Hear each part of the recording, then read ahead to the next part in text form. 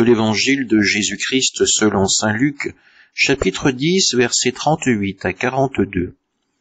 En ce temps-là, Jésus entra dans un village. Une femme nommée Marthe le reçut.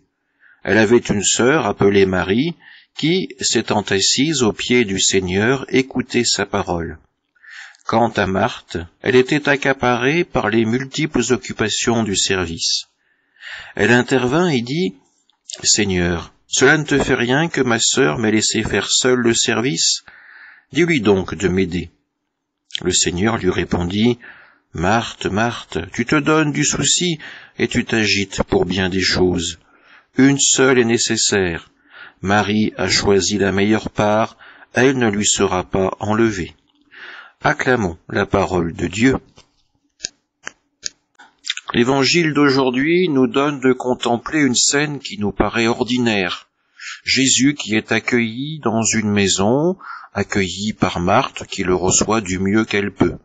Elle multiplie les occupations du service, mais à un moment le regard de Marthe se pose sur Marie, sa sœur, qui elle a fait un choix différent. Elle ne s'agite pas, elle est restée assise aux pieds de Jésus pour écouter sa parole.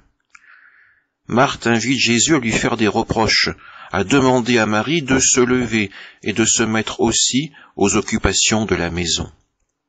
La réponse de Jésus doit déstabiliser Marthe.